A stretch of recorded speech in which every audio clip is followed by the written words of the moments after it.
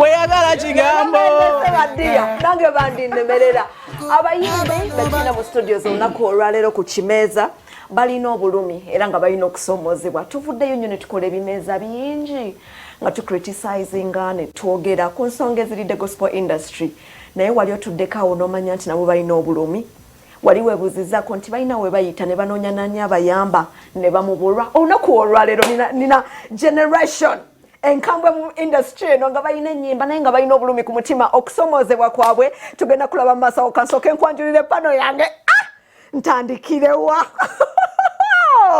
kantandikirewa musumba dipas musumba dipas mukama yeebazibwe amina yeebazibwe mukama buweereza gye buli butambula bulungi mukama kuumi atya mukama nkuumiddeyo mpola mpola nga nkola emirimu gye kubanga yensonga lwaki ndi mulamu kola mirimu gye federation yambye abayimbe bate bayambye koma kuyoba nedda mulala MMS, how are you darling? I'm good. Yes, yebaziwe. Badi abalaba Soul TV oyo mwana nzamuzaala yambadde akakofiira akalungi bwe katyo mwana wange ddala bwe Yesu yebazibwe webale kuweereza Katonda abaana obalese bali batya abaana balungi abaana abamu bali ku ssomero waliwo yatugamba nti wamubba ebyo bigambo bibeerawo naye ate abamu banoonya we bayitira mukitegedde weewumulize buza kubalaba G256 tugende maaso abalabi ba G256 malamusizaako leero tuula kaliriza amazima obulumi mwina bungi tunamalako mukama yebaziwe musumba Derek Rich Amina mukama yebaziwe I'm very okay and really good bana gwine chapa che G256 olemedde wano wiki erina kukyazaamu ebiri kati naye obulumi bw'ombadde zisobola buleka yobuuza ku balabi ennaku endibulala naye bannayi babuoya bali ku G256 mwe bali kubeerako Salt TV tubaagala nnyo amanya Pastor Derek Rich Sinza ogwa Yesu gwakuseka bwe guseka tegukola ki tegumala omwana yagamba video ya Sokondo mbuki video ya Sokondo Grace D lekera wakamanyiiro komawo sajali ya Yesu bangamba nti ebyuma batuka ne babizikiza ku show you obadama yesimanyi mawulire nedoro gajjawa nangamba audio nali wakade ntukako ne bangamba sajali ya Yesu alumye jeko oli moving head njagala manya ani yajjako ebyuma byaffe ku show amazima gali nti nina ensonga yange ku mutima mpolera mu nsonga eyo mulimu ensonga ssatu atasoka nenya ssatu ani yajjako ebyuma soko owulire bayibuli egamba tokkirizanga njuba kugwa ng'okyalina obusungu ku mutima kati eyaleero terina kugwa ng'okyabirina ku mutima kigwera wano abalabi ba Soul TV amanya nze Apostle Sajjali ya Yesu yanga ndi mulokole emisana n'ekiro amina Jesus Christ ordained me naye kikakaso limbo lwo babbalu oba wali oli balubba nyine awo kitandikira nsonga zonna nkulu nyine awo kitandikira obulumi bungi mu mitima gy'abayimbi si byakuwana si byaki naffe tubamenya naffe abakola ku TV tubakooya ne batukanga babikooye teri kuwana mbona akoze enkola n'obukwakkulizo bigenda gobera newe mba nina kye nali nkoze nange munkubiremu leero neewaddeyo nga saddaaka nkiikiridde bannange bonna abakola ku TV mugenda tuwulira okusoomozebwa kwe mufunye okusoomooza kwe mufunye mu buweereza biki ebibalemesezza biki ebibakugidde okulaba nti mutuuse eddoboozi eri ebyo abantu mukama gye yabatuma okutuusa eddoboozi eryo music yakyaganye abamu abali bata music ku pesa ennene tebakyamuta performances ku bivulu ebinene abayimbi bana abatontero basanga mu line nga bali mu kukayanira obuzindalo n'ebirala abategeka ebivulu bwe bategeka abanene babawaayo kasente naye abaana bano tebalaba kasente yadde bwe babategesa ebivulu abayimbi abanene tebabalangirako ebintu bingi nnyo obulumi sisobola bunnyonnyola bomalayo kubanga siribo tutandikirewa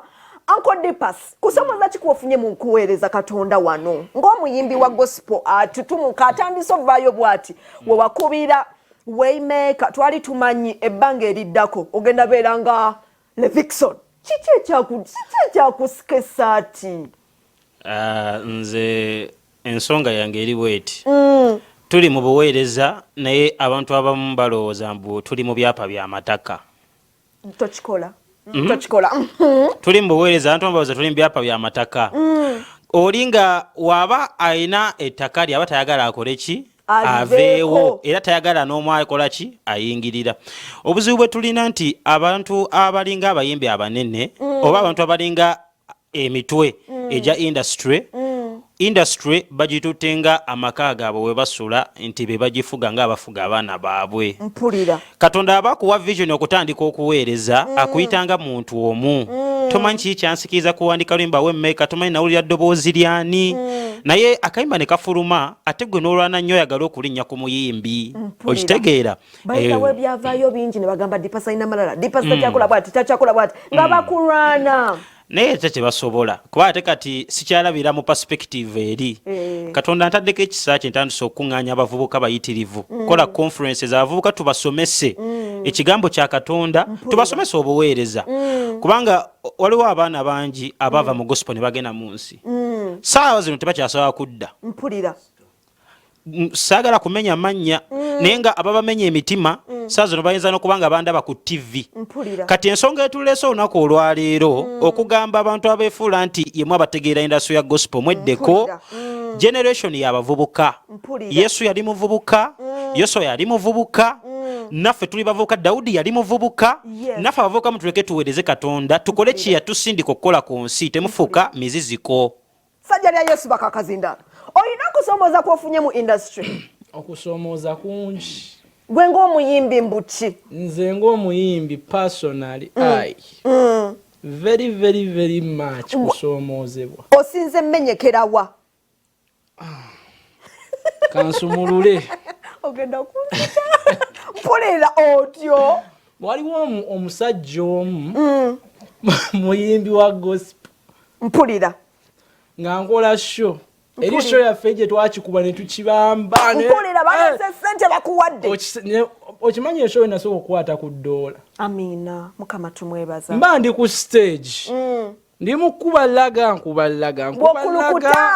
okitegeera nze nali manyi nno kyali wange mpulira twali tuteesezza nga twayogeredde eyo nja kuyita ojje olabiseemu awo katyuni kamu kolabo kaffe ke twakola kigoddeyo akwata microphone doolwa ng'olowooza omuntu ata microphone ku kivulu yayimbira eddakiika nga mekoyinza oba wanyiga mangu ku kivulu ekyange najja ne wano ku Soloti sagamba najja ntambuza bigere maama okitegeera mpulira ku kivulu ekyange n'okwata microphone n'agiremera yasangawo abantu bangi nga batabasuubira nakyo kisoboka nange bwe nsangawo abangi nga tetunnagenda eyo yasooka kumpita ku kyaki ye ngende ennyimbe ntunde tiketi watunda kiri bwe kiti nangamba sooka ompe tiketi 2 eza table nakyamukirira nnyo eno giwe wali abakadde eno yaffe nga administration ya church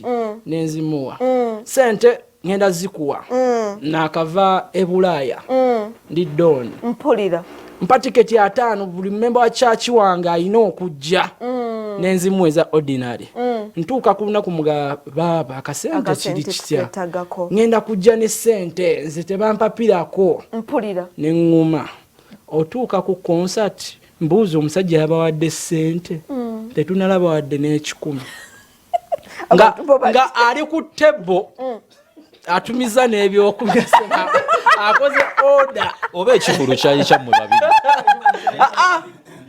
ulira kati mwita kusineŋŋuma salemezaamu nga yange omuweereza wa Mukama ali hambo Mukama gwe yayita nga wabeera okitegeera kati tutuuka okumugamba mwana mpankuba elaga wange abantu bagendagenda obudde bugenze alemedde akazindalo ayimbi akayimba akasooka akutaka ne mugaba bulaza waze kwa lubamu lonchi kati nganze yali commander in chief nenkwata microphone mpulira ne ngamba DJ mujeyo pulo mpulira DJ wa pulinga lo nempita omuyimbi omulala kyali wange mpulira bwe muyita ng'onadde emabega ng'akubanze enkokola ab'ebyuma nga tebasigiza byuma ab'ebyuma nga tebabizikiza kati ate onyiiza otya omugaga sajja lya Yesu gwe mubi Wulira. Wanyiza omugagga. Ale omugagga nga wa malusu. Omanyi omugagga omwo.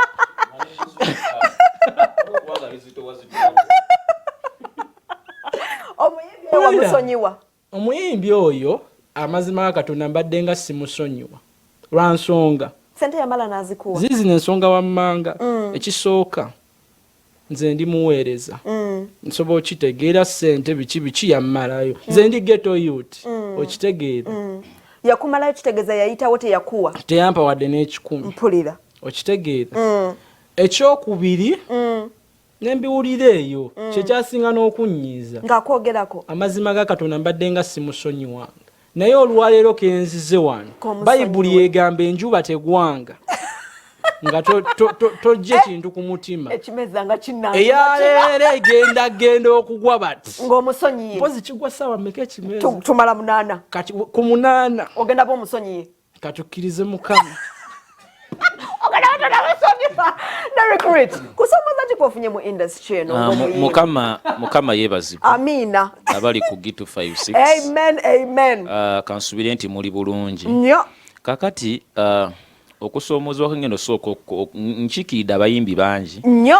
Ba upcoming artist, ba uprising, sigenda kukozesa kya upcoming.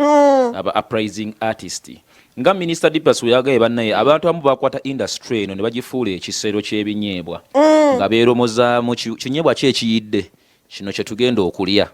Nga beba okitegeera kino kye tugenda okola ki? Okulya. Tuyina emiswaswangule giri mu industry. Tufudde ffe. Nga bali bulala. Osegeera. Mu butuufu okola oluyimba olulungi. Omusajja n'ayimirira tamanyi no yebayimirira ng'oli ku booth olikodinga luyimba n'akugamba nti oluyimba lufu. Ffe mu gospel industry tetuyina ngeri gyolya yonna egamba nti tuli kulikodinga luyimba ku lwaffe. Tomanyi we nali nga mpandika oluyimba olwo. Tomanyi mwoyo ki yantulako kuwandika oluyimba nga Sokkondo. Mpulira. Osegeera. Tomanyi noga nti oluyimba lufu. Mpulira. Osegeera. Ffe mu gospel industry wali luyimba lufu kubanga buli omu omwoyo wamutuulako n'amulungamya mu ngeri ey'enjawulo. Mpulira. Osegeera nze omwoyo bayantulako nnyimba Sokkondo. Lwaki oba ovuma oluyimba lwange? Musumba tubuuza tetunnamu kubagambako kubya nnyimba tubeesonyiwe. Ebyokutugambako mutugambeko naye weya necessary. Mpulira. Osegeera. Jangu ombuuzo ogambe nti Minister Dipas wakubye kazindaalo John emu. Kazindaalo bani bojjako akazindaalo. Naye gwe n'oyimire n'ogamba nnyimba kyezo. Ennyimba za gospel n'ennaku zino zaafa. Kyova twagala ba Joseph Ngoma ne ba Joseph Ngoma nabe ekkanisa tebakyazirimu ze baakola. Ale nabo baagwa. Okitegeera. Nabo baagwa. Kati you cannot compare me with Exodus. Akutte ennyindo n'agiwumula ennyindo yagwa emyaka 3 emabega akomawo atyo eripako. We are a new generation. Listen. Tuli mu mulembe mupya gwa Yesu Kristo si bwe kiri. Tuli mu mulembe muto ogwa Yesu Kristo. We are in Jesus generation. This is Jesus' time. This is good news. Ebintu bye tukola bino bya urban. This is urban gospel. Ate ne Yesu ne yali wa urban. Mpulira. Okimanyi Yesu yasasulanga omusolo. Obadde okimanyi? Kituufu. Yesu yasasulanga omusolo. Mpulira. Abantu bedda tebayasulanga musolo. Yesu yadda n'atereeza buli kimu mu industry gituli. Ngabagambye nti mwoyo yabakulungamizzo yimba Sokkondo. Ani agambye nti si mwoyo yamulungamya owummula ennyimba. Mwoyo ki alungamya okulumya mwoyo. Anti wuliriza Dora nze wenjogerera waneeno. Ndi muntu mukulu bampita Pastor Derek Rich. Nsoma ennyiriri. Osegeera. Nze Bayibuli gye nsoma ne gye mmanyi. Teyina weegamba. Waliwo ekyawandiikibwa. Gundi ani. Sokoleka ekyo. Waliwo ekyawandiikibwa. Peetero ye yakyogera yagamba nti omusajja tokkirizibwa kweyisanga mukazi. Kituufu. Osegeera. Wosoma Bayibuli ebintu emu Katonda yabikola for a reason. Katonda yagamba Samusoni enviri kola ki zireke for a reason. Kati reason ya Exodus okugwira ennyindo yeki. Mukama yamu. Kuntuuza mu bigambo mukwano. Mukama yamugamba. No, nze nkyogera Exodus simuyinaako buzibu kyali wange. Simuyinaako ki? Muntu kyeyakugamba nti oluyimba lubi. Bangi nnyo ne bakuba. Bangi olimba ne balugira. Bwe twatula wano ku kimeeza kya urban music twabakosa tubeetondere. Ekimeeza ekyo nze nkirinako embeera nti mutukuba naye naye senga muyita atiisa omuyimbi najjana kuba mwogera ku nsonga z'abayimbi no abeerawo kubanga omuyimbi asobola alwanira kuki kuse tasobola waliwo omwe yali agenda okuba purezenta emiggo kati gwe olimu omwoyo omutukuvu okitegeera kati kyogamba asobola okuluŋŋamya n'oleeta yasenyuka empisa nabasinga wano nabayisaamu ku ggaali naye mungumye bambi temunankuba nando wala tutuwa kuyisaamu eggaali we are spirit oriented we are spirits Depasi tuba tulyawo nga batugamba abayimbi mmwe abato muveeyo nga mwanyoma dda bazadde bammwe mulina empisa embi y'ensonga lwaki temubotola kuvaayo Dipasi olowooza karakita yammwe abayimbi tekosa okweyongerayo okwammwe oba mukitwalira ku kintu kirala so kati bwe tudda ku kya karakita ojja kulaba nti buli muntu naye yatugamba ebyabazadde be yali mutuufu oba yali atulimba bazadde bange tabamanyi tabalabangako bazadde abange ate nga bafukamira ne bamukabira ku bigere abazadde abange be bafaani bange namba emu mpulira omwayinza n'okuba akasimu saawa zineeno kubanga waliwo olunaku we bankyalirako ewa muzeeyi nali nkyabeera wa muzeeyi ne bankolako interview abasouti mwasanga ni faani wange namba emu yali kizeeyi wange kitegeera so abantu abamu temumagawuliriza bigambo bijja bajja ku mulamwa so abeekwasa karakita katonda bw'atonda abantu ku nsi tuli bantu banjawulo nze siringa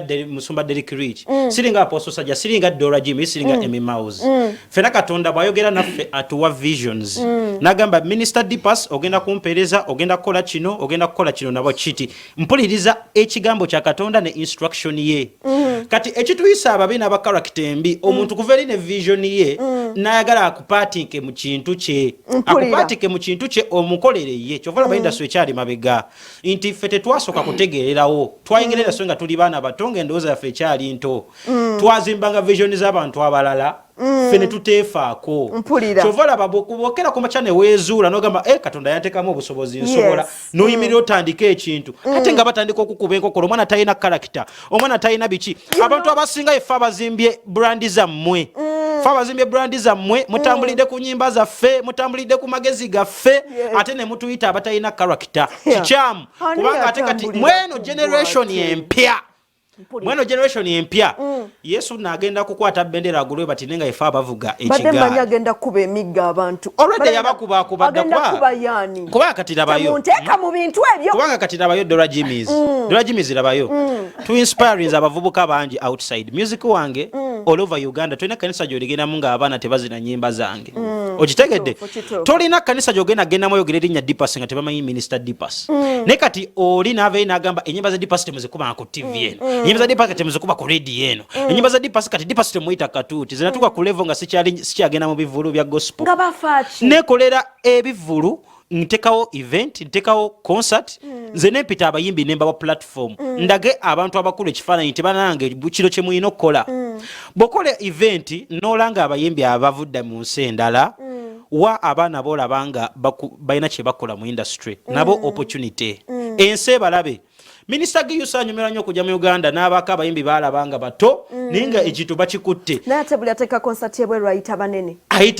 ate kati bayisa bulungi abanene nga mmwe bikyagaanyi ate ndowooza kati yeffe banene kubanga kati generation yetu ekyuse generation yakyuka kati labayo ku mulembe gwammwe ani pasita bugembe wammwe ngenda kusooka ngambe bwentiti Minister Dipas musumba Derek Rich Apostle Sajja Emmy Mouse kuba be bali maaso g'abantu yeffe babugembe bammwe mpulira era bannanga abadde batatumanyi mugende munoonye ennyimba gyeziri obuzibu we buli nti n'aba media temukoze kyamaanyi nnyo abamu G256 yo nnungi kyova asogera erinnya lyayo naye media ezisigadde mukuba ennyimba z'abaana abavubuka abaana bali masomero si bakadde babasibyeko ennyimba enkadde bw'ogambye media nga zifudde emimails baŋŋamba gwasinga okukolebwa mu industry muno kiki wabakola taata Mukama yeebazibwe amina engeri gyotandisa mwani ngagenda okuba engola abakuliraani amazima era kansooke ngiseewo kano Dipas weebala oweereza Mukama Dipas gw'osanga nga teri amutumye oba anoonya ki ng'ali mu masomero ataddemu ekikumi kye yes namulaga nga ali ku Juliana Juliana St Juliana yes nabiraga kati mu industry tulinamu abantu nga mukama fu weewaawo bayalina calling oba yalipira naye nga time ye mukama yagwako mpulira kati mukama gwalese anonyanya kusuule abamu tuvudde nnyo mu nsi mukama yatulonda bulonzi olw'ekisa ne tujoininga industry olw'ekisa naye twajja tulina calling ate ne tubeera mu buweereza bw'abantu abo naye okusinziira n'ebintu bye bakola bagezanya ate okukubira ddala omuntu oyo azze kati omuntu bw'osanga ghetto youth emiles gw'omanyi n'omukozesa musajja wattu ayeeyiya tamanyi na president wa gospel nti oba gy'ali anaayimirira wamu naye nyimirire ku lw'obuweereza bwange bugende mu maaso ne famire yange gwe nojja n'oyimirira mu mulimu gwange n'otambula wonna nga we nakuba naye ate nga byonna by'olina byenkukoledde toli kubuulira abantu nsonga ntuufu weeva abantu bangi bazze batukozesa ate ne batusiiga ffe obusa lwakuba ffe mu maaso g'abantu tulina abantu abatumentaliza abatuleeta naye ate olumu otuuka nga nze ndina obadde olibuuzanga abantu olina busungu ki ndina obusungu bannange mamidde kwani waliwo abantu omanyi kati eno bagiyita kinanjo kyankimize njagala buli omu avewo ng'omutima gukkakanye kyabagiyita kinanjo kyankimize njogedde kinene tugende maaso nga ffe the younger generation twetaaga okusigala nga tulina abantu abatumentalinga era kyova olaba nti ndina engeri gyemperezaamu okuweereza bwange obwa music sometimes bufollowinga nnyo nekyakize gyemba mperekezaamu ne message gyenderivaling eri abantu kusinziira ne ku bantu n'ekigambo kyendya naye mbadde nsaba nga tetunnatuukanga gye tuva banaye batata baffe ab'omwoyo abantu abo betumanyi nti be batata baffe bambi mutulowoozengaku ng'abayimbi abato ate nga muli bakulu dipasa agambye kati mwe banene baawo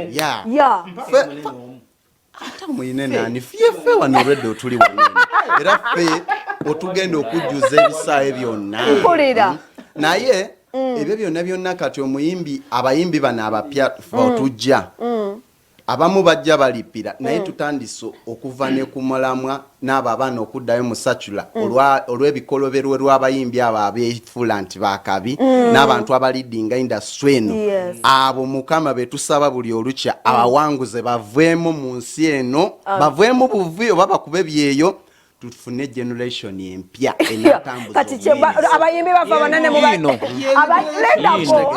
abayimbi bafa abanene mubasindise mubase kadama lindako katono lindako katono muganda wange bibiri kale nze nsoma nnyo bayibuli ndifaalinga nnyo ku bayibuli bibiri kale ye katonda yatuma Sawulo agende akole omulimu gwe Sawulo we yajja yakola bibye katonda ne yeegana Sawulo naye nga ye yamulonda n'amala emyaka 2 ng'afuga Isirayiri naye nga katonda yamuvaamu dda katonda n'alonda omugigi omupya ogugenda okola ki omuweereza kati mu industry tuyina ffe twajja mu industry nga waliwo omugigi gw'amaanyi nze najja mu industry amazima gano namuggulu omuntu ayimire gwenda ba relevant ye minister Dipas nze najja manyi minister Dipas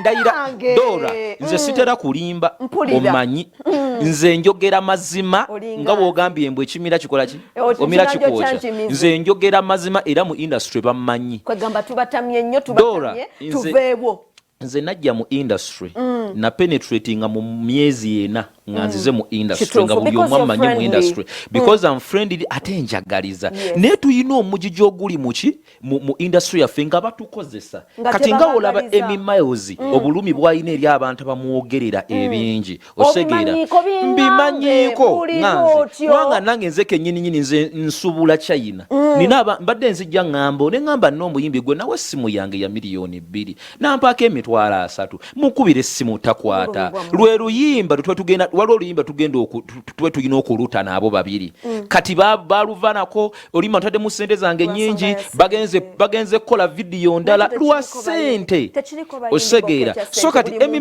emimayizi kyagamba osegeera tuyina generation katonda gyagenda okujjawo gyagenda okuwewa ajjewa kubanga bo bali abo bakwata biringa bikwa kwegamba bekutte ku bisubi tetugenda naye ng'olaba boyi ogenda bakola vidiyo ez'ebbeeyi alemezaamu naye nga naawe olaba oluyimba baleme naye nga bagenda osegeera mukama alina kyeyaŋŋambye nga nzija wano mukama yaŋŋambye ali kuwewa nze Dora kankubuulire Dora we have a reason mukama yaŋŋambye ali kuwewa industry omulungi alaba G256 ekibuuzo nga tetunnawummulamuko njagala mwogera omulonde gumu tuwummule tukomewo tukiteeseeko Federation eyambye abayimbi ba gospel mwe oba tebayambye ankusala ekirimi Federation n'abaliko bennyini Mr. Mulugayo King Wizard Joabu Prince Nick yavaako dda talina buzibu n'abasigadde bonna tewali kyemukoze okujjako kututwala mu Alule Hotels okutulisa emmere y'esatu ekitundu gye nsobola okwetuusaako minisita tosobola kwetuusaako emmere y'esatu kitundu ennaku zino olya yeetaano tosobola kwetuusaako emmere y'esatu kitundu muganda wange ebyo bya bulijjo tubadde tusaba Federation batuko obulumi mwina bungi tubaddeokwogerako bapromota bababba ng'omukwata ssente ne muziba bapromota nabo ne bababba kati mwagala byonna tubyogereko batubikomye tulina byogerako ate industry ya gospel teyina bapromota ate kineno kinnuma nnyo mbeere waka wange nga taddeko TV yange nendaba pano gye mutera okuba nayo waneeno kwe kuli abantu abalowooza nti bategerera industry kyokka ate nga be bantu abatalina kye bakola ayo omugo otayagala kuddako saagala kuddamu kulaba Pastor Joshua Sempebwa ku pano ne Joab Pastor Joshua Sempebwa omanyidde abayimbi kamera yange eriwa Pastor Joshua Sempebwa oyimirira ku TV waneeno ng'oyambadde ng'omunyi w'enjaga noyogera ebigambo bino wamanga ati abayimbi simanga temukyaliko mwoyo gwe ani yakuwa akuuma olina thermometer epima gwe kenyini wakwata ekkanisayo n'ogiteeka ku jiji n'ogitunda wabba abantu beekaabuuma bonna n'obabba bonna lekerawo okumanyira abayimbi lekerawo okumanyira ngenda kuteekako sipeero emisana n'ekiro mbu oluyimba olwo ng'oluyimba olwo balukubako but sorry kasa twafuna endala nyingi era tukkiriza katonda nti agenda kukolera ebirungi omanyi kati era naze naze ntuule wano mubeeko bye muŋŋamba kubanga tulina bingi bye tubakosamu nga tetumanyi oluusi ne tukola ekintu kati nze oluusi ndeta stories nga seekubidde kubanga waliwo n'olunaku lwe najja wano nenkuba omwami wange kati siina muweereza bwentaliza era obutwaddeyo n'agamba bannange ezoloyo izibadi oba olimba kubanga n'omwami wange olaba omwami wange muteeka mukati olwanjagala yitime okitegedde waliwo oyo omuyimbi gwe mbadde mogerako yakugisaako ebizindaalo nandinyumiza ekintu omwana oyo kyembuuza mwagala Federation ekeere ku makyefumbe kacayi kamata kakalu etabule bulungi nnyo ekabaleetera ewaka okulaga nti ekoze oba biki byetakoze bye mwali mugisuubiramu bye mwagituma Federation ekisookera nga nze nakayingira industry banti gisa nnyo ne Federation wuyo nenfuna kaadi wuyo simanya tugenze wa kaadi yo yali yakasente twakawaayo sijja kwogera naye kawayo nanga tanakawayo tubiye bino era bye wulira soko nsomero kalo ka message as long as they don't burn the studio naye get security for that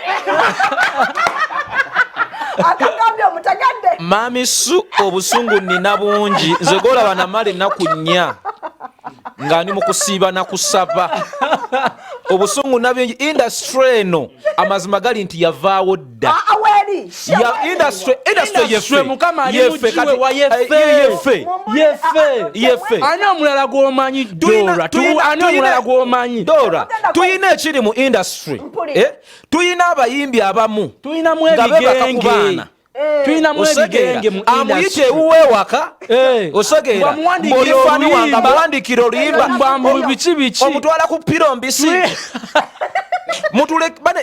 industry yavaawo dda tulinamu ebigenge mu industry, tulinamu ebikwa kwa nyuzi. Era Mukama byali okuwewa. Tosobola keera ku makya, tosobola keera ku makya ne weeyita muyimbi wa gospel mazima kana muggulu ng'okwata bakazi oli mukwasi bakuyita mwami mukwasi. Mutumanyidde ekisusse mu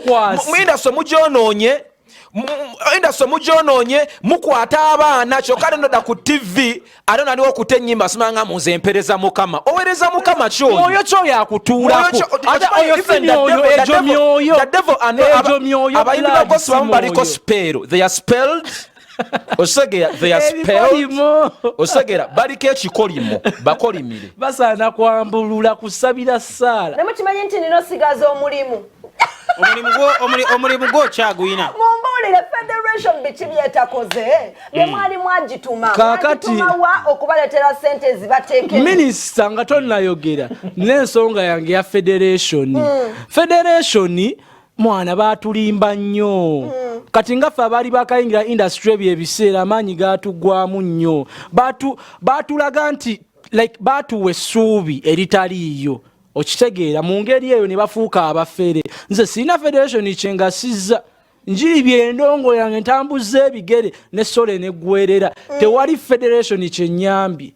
Tukoze ebivu tosobola labako nti oba federation ekoze bweti ono mwana yakoze bwati. Federation at least kale batulage nti waliwo mulamu ogutambula. Kati aweeveewo teyina mugaso eveewo. Kati tubuuze kimu eveewo Minister Dipasi tuyite president tumutuuze ku National Theatre mumubulire ebizibu byammwe naye talina kyatugamba. Kati ekiriwo kikino nze bwe nti bwe ndowooza kufa abali wano kutuba tufuna president wa federation kyekyo kyennyini kubanga labayo ekisooka minisita oli muganda wange badde sinakugamba nze nzija kuwa federation ngenda kulonda nze nzija kuwa era ndwala omukisa guno okukuŋŋaanya new generation ya gospel artist ngenda kujjanga president of federation mu Uganda nzija ate n'ekirala ate sujja kukabba mu mwoyo ate labayo n'ekirala kikino bona agamba nti ogire ku federation eriwo era ojja komekereza nga ogende mu nsobi zaabwe ze bakoze weetaga kujja kintu kipya ekina weeve empya kati labayo tosobola kuŋŋamba nti federation mulimu abantu abaliwo mu mulembe Minister Bible gy'osoma Bible linda konsoke ma sirina kinetaaga etereze just eveewo kasasiro yena nze ne Dipasi tuli ba Luganda federation bagisiimuule actually bagiteekeko vanish. Tosobola kuŋŋamba federation ebadde otwagiwa omukisa nze nagendako mu meeting zaabwe kubanga nasoka nengano kwatagana bakubireyo bali bagenda kukuba abaliyo baali era mwalaba ebyaliyo ne batusuubiza ebintu bingi ne bayita abasajja batusomese biki naye okuva olwo okutuusa ne leero sina kye nali ndabye WhatsApp group ya federation badmins bokka be bawandiika nendaba abamu ku badmins nga tena omu alina nnyimba 10. minisita baafuna ekyoja mu miro baafuna ekyoja mu miro Kenzo yabawa ekyoja mu miro. Tosobola kukola meeting noyita Kenzo ayogere na owasachula atusomesa ekifa abaweereza ba Mukama be yajjuza omwoyo atugambe ki Mukama be yajjuza omwoyo tekinze responsibility okujjako otubbirako sente singa njagala ombulire tulina twakabeera na meeting meka kyemugamba abayimbi oba tutegeera bu update buli kimu oba kale as a president we love our president akakiiko konna nga aka federation konna yagambako nti ayiseko ba upcoming nga waliwo meeting because bana itwetaagamo oyo kyali tumwetaaga as a president olina otubeera nnyo ku kido Dora kambeko ekintu kye tugamba federation yakeera ku macha nega bannange katukole ki twegatte nga abayimbi neŋŋamba mu butuufu wabanga bakoze ekintu kino let's bury the hatchet tugende tulabe kiki bakola ki ne tutula mu meeting holo yali eva wano mpaka eri ne tutula mu meeting King Wiziri ekyamakulu kiyatuwa tugulira mmere yesatu kitundu nze emitwalo esatu ekitundu soozi zokola ki ozeeteeka nze nsoozeeteekamu si nnyingi tosagala okiremezeemu okitegeera ne tugenda muganda wange nga federation naye abayimbi bali bakoweeyo ki federation bali bakikoowa kakati bo kye baakola okimanyi nga bagamba mbusimanyanga bagenda kuwa abayimbi ssente bambi abayimbi mu bulumi obungi ne bajja nga basuubira ki ssente nga bangi ne bajja because of the money kitegeeza abayimbi bali buki bali bubi ne basayininga n'ebipapula mbu okulaga simanga bikibi kumbe empapula ezo bazitwala wa president mu 7 federation tubakooye federation tubakumbe babitwala ne bafuna ssente leka ntwale guneeno omukisa nkimanyi mu gavumenti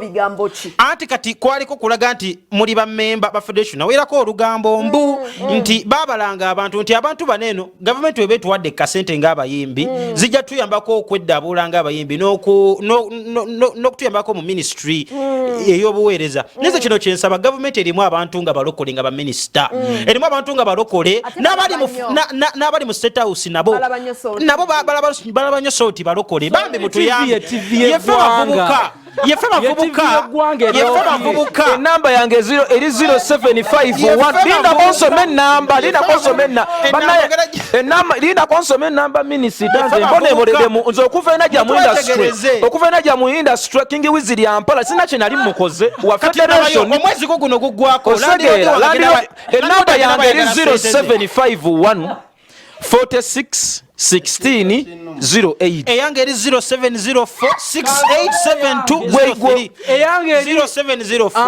687203 sule renti federation tetuyambye 711171 nino nebane nine nnaku ku mutima tugenda kwekolera federation mazima ga Katonda mukama jangu otununule nze ku kamera bannange kino nsaba nga nfukamidde emimazi zifukamira totuswaza stula bannaye mutuyambe federation tetuyambye ife bola fe tuli bayimbi ba gospel ne batukubye kati makuli enkokola kati batuke kisola nga tukikiridde abavubuka bangi abaliddazeeyo mu sachula abazeeyo mu kubba abazeeyo okolaki ate ffe waneno tulina obuweereza abamu tulina abaana ab'oku street betujjayo tulina obuweereza bwe tuli present nga gavumenti bwe yeetaaga olowooza gavumenti eyagala okulaba abayaaye nga bali kubba abantu naye ebintu bye tukola mu industry tebabifaako bagaba ne award magini kati katugeze mbumpozi bagenze ku charity n'ogabira omuntu atakolangako na charity akola charity ya bufere y'abayaaye nze nakola n'omuwawa tugambe kati yamalabayo kino kyensaba tuyina abavubuka bangi abatukkiririzaamu gavumenti erwana abavubuka basobole okubeera bumu okitegeera abavubuka basobole otambulira mu kkubo eddungi kubanga twagala okulaba abavubuka nga balina emirimu bakola nga ekigambo kya Katonda kiri mitima gyabwe abantu abali represented mu maaso gammwe si be bantu abaliko obuweereza obunene yefe abavubuka bakutte generation mutuwa ssente tusapootinge obuweereza kubanga federation tetuyambye wulira nze mukama yanzija mu ghetto nali mubbi balinga bampita na poison naye nenzija mu gospel mukama nambatiza erinnya ssajja lya Yesu nga nina okumuweereza naye nga tabali mu industry mu fagawu batukokodde twagala tuddewo mukama tuyambe kakati tebakyatukuba makokola kubanga tegakyatumala kati batukuba makuuli osegera kantule n'okutuula bannange nze nakola ekivulu gundi ekivulu kyange Asante concert nentuukirira Mr. Mulugayo oyo bawa Gini peace ne mugamba papa Mulugayo nkwagala nnyo kubanga you a very humble person osegera nali mwagala osegera nali nkitegeeza kubanga yeyankubira n'essimu nangamba you come and osegera ngalaba tuli nnyo relevant nagamba you come call Dipas kuba ayagala nnyo bambi Dipas nagamba you come even my wife loves Dipas's music mami su nange njagala bannange nange njagala akwagala kakati nentukiro ye nangamba tekako federation ku posta ne mugamba kale ngenda kutekako naye kacheke nkanone taata nga federation yandeka ku bulutiki mpaka kati n'olw'ensonga zino wammanga federation muveeko tubegayirire bambi federation abatufukamire netusafukamira kuba ensonga etulese tuli serious muveewo muleke omulembe omupya gukole omulimu gwagwo musa yavaawo yesu anaagenda mu maaso nabayo yesu yabulira enjiri nga alina emyaka ndowooza yatandika oba mu 29 kubanga yafa ina 33 okitegeera kati abavubuka yali muvubuka abayigirizwa ba yesu bona baali bavubuka bona ali abasinga obukulu kati kulwaki ffe tebaagala abavubuka tuweereze katonda with all the capability and with all the authority. Ono omusajja alina potential y'okubeera president wa fagawo bye tuli kwogera wano era bigenda koma wano eno TV ya gwanga sebo buli omu alaba eno TV ya gwanga tugenda atandika biteeka mu bikolwa tugenda atandika n'obakoolera ddala nze nali ngudde eddalu dola muno mu industry ddala mu buweereza tugenda emimairozi leka mpiseewo kino eno kampiseewo kino mbosaka musirike bannange yesu shagenda kunnemanziruka entya nze mbaleke mweyogerere mweka tutabuse badiya ekibuuzo kiri kiti abayimbi abanene abasookawo bakoze ekimala okulaba nti nammwe mubotola abayimbi abanene nabo bekwata ku bisubi lindako genda mazungu kulya sente begagaza bakola mbuto zaabwe oba tukole concert ye naye nange tulabe Richie Zion oba amanyi music about me abatulaba tusaba omuntu oyimirirawo no complaininga ku muntu oluyimba lwatadde nsabo gwoli complaininga soko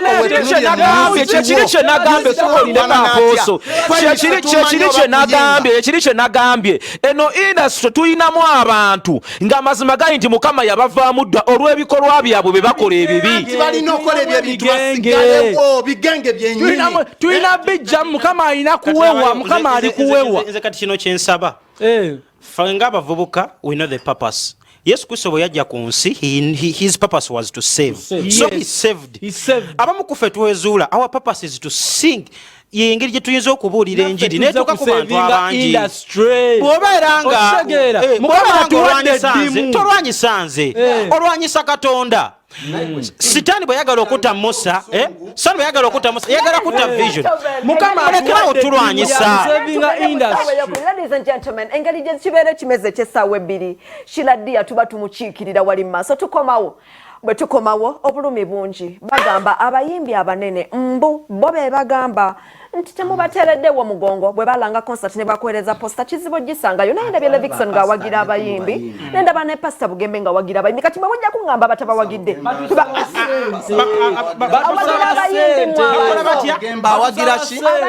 awagira ki ng'abasatula be basiiba ku kituuti naye tuli eno nze I'm talking the front of this camera nze Pastor Bugembe yeyanzija ku street naye siyimirirangako na ku kituuti kuyimba bukyatandika kuyimba